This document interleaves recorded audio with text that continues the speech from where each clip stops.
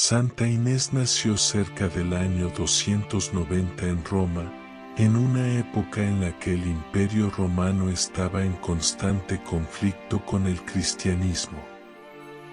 Provenía de la noble familia Clodia, conocida por su prestigio y riqueza.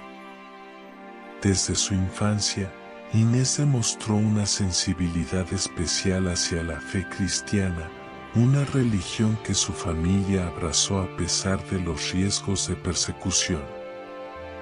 Su nombre, Inés, deriva del griego agne, que significa pura o santa, un presagio de la vida que llevaría.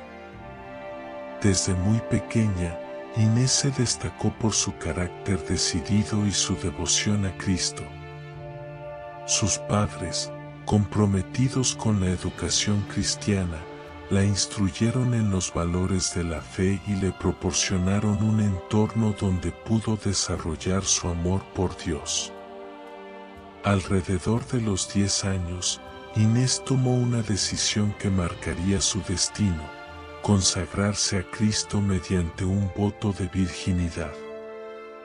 Esto implicaba dedicar su vida exclusivamente a Dios, rechazando cualquier propuesta de matrimonio, algo inaudito en la cultura romana de la época, donde las uniones matrimoniales eran fundamentales para consolidar alianzas políticas y sociales.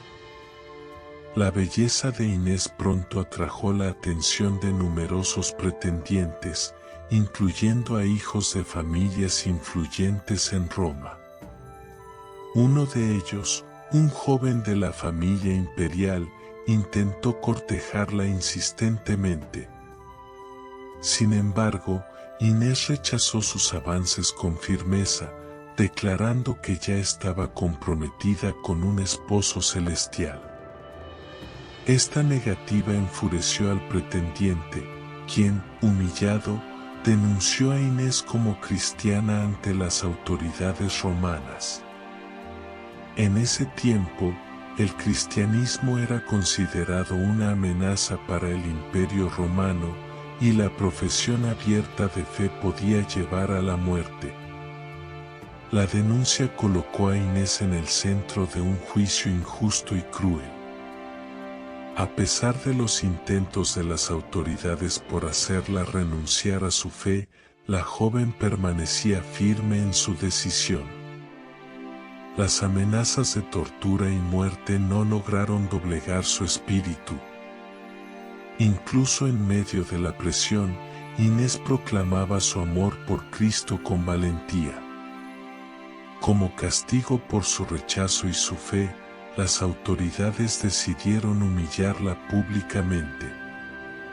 Fue llevada a un lupanar, un lugar de prostitución, con la intención de manchar su pureza.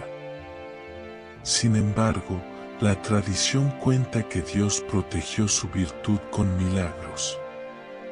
Se dice que un resplandor rodeó su cuerpo, cegando a quienes intentaban acercarse a ella, y un ángel la cubrió con una luz celestial.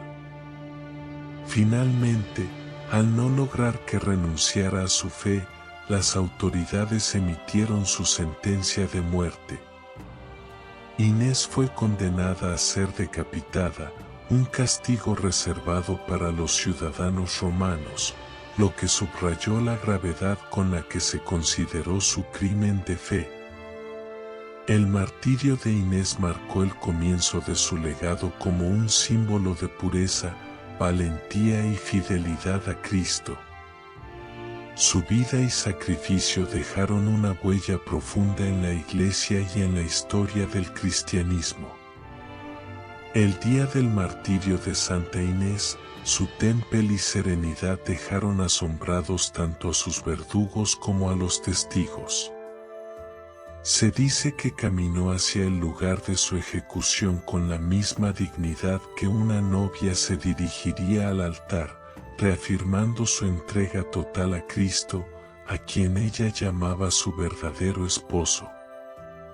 Cuando llegó el momento final, Inés inclinó su cabeza con valentía, aceptando la muerte como una puerta hacia la vida eterna.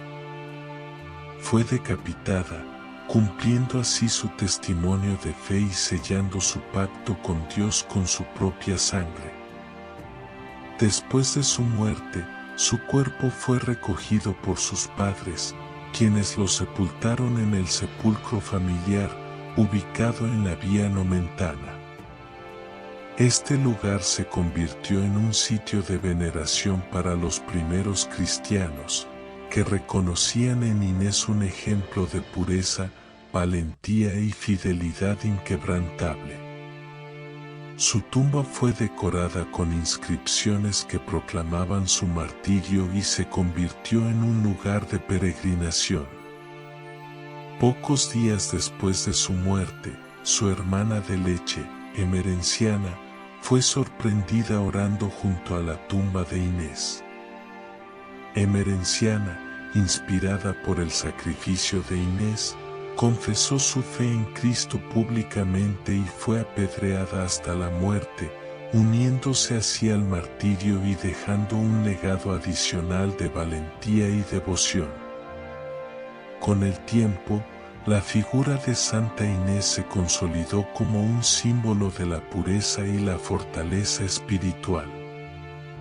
San Dámaso, Papa de la Iglesia en el siglo IV, compuso un epitafio en su honor, resaltando su increíble fuerza ante los peligros. Con mínimas fuerzas superó grandes peligros. Esta frase se convirtió en un recordatorio del poder de la fe, incluso en los más jóvenes. Cada año, el 21 de enero, la Iglesia celebra su festividad con una tradición muy especial: la bendición de los corderos. Estos corderos son criados por monjas. Tras ser bendecidos, su lana se utiliza para tejer los palios, una prenda litúrgica que portan los arzobispos como símbolo de su autoridad y cuidado pastoral. Este rito refuerza la conexión entre Santa Inés, los corderos, símbolos de pureza, y su entrega total al Cordero de Dios, Jesucristo. Hoy, Santa Inés es reconocida como patrona de las jóvenes que desean conservar la pureza y de aquellas que buscan fuerza para mantenerse fieles a sus valores. Su historia sigue inspirando a miles de personas alrededor del mundo, recordándoles que la verdadera fortaleza radica en la fe y la confianza en Dios. Santa Inés, ruega por nosotros.